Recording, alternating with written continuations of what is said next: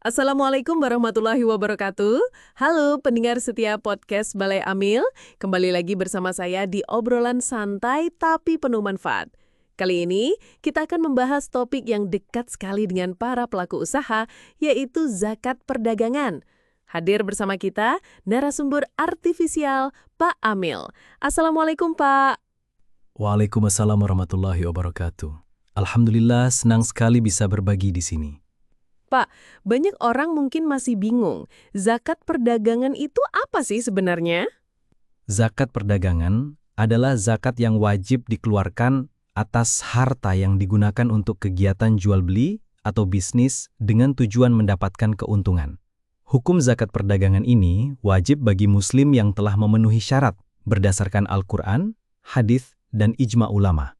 Berarti mirip zakat emas dan perak ya, tapi khusus untuk perdagangan. Betul, bahkan ketentuan nisab dia sama dengan zakat emas, yaitu setara dengan 85 gram emas. Kalau nilai barang dagangan dan uang kasnya sudah mencapai nisab dan haulnya 1 tahun, maka wajib zakat sebesar 2,5% dari jumlah itu. Kalau cara menghitungnya gimana, Pak? Caranya cukup sederhana. Pertama, hitung total nilai barang dagangan yang ada pada akhir tahun. Kedua, tambahkan uang kas, piutang yang mungkin bisa ditagih, dan keuntungan bersih. Ketiga, kurangi dengan hutang yang jatuh tempo pada tahun tersebut.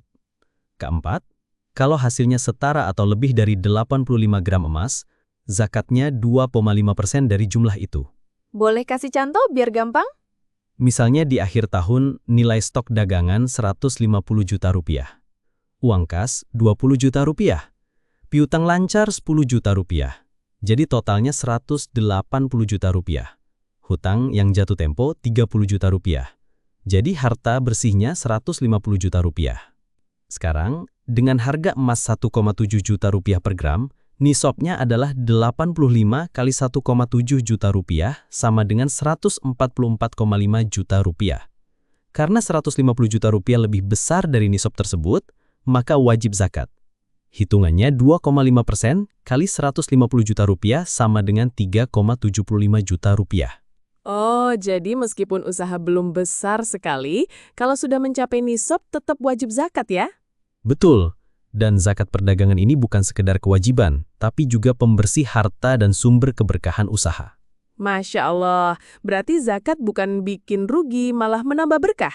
Iya, Nabi Muhammad SAW bersabda, harta tidak akan berkurang karena sedekah. Begitu juga zakat, justru membuka pintu rizki. Luar biasa. Terakhir ada pesan untuk para pelaku usaha yang mendengarkan podcast ini? Pesan saya, jangan tunda zakat perdagangan kalau sudah memenuhi syarat. Hitung dengan benar, salurkan melalui lembaga amil yang amanah, dan niatkan karena Allah. Insya Allah usaha akan lebih berkah. Amin. Terima kasih banyak Pak Amil atas penjelasannya. Semoga bermanfaat untuk pendengar kita semua. Sama-sama, terima kasih juga. Baik pendengar setia, itu tadi obrolan kita tentang zakat perdagangan. Sampai jumpa di episode berikutnya. Wassalamualaikum warahmatullahi wabarakatuh.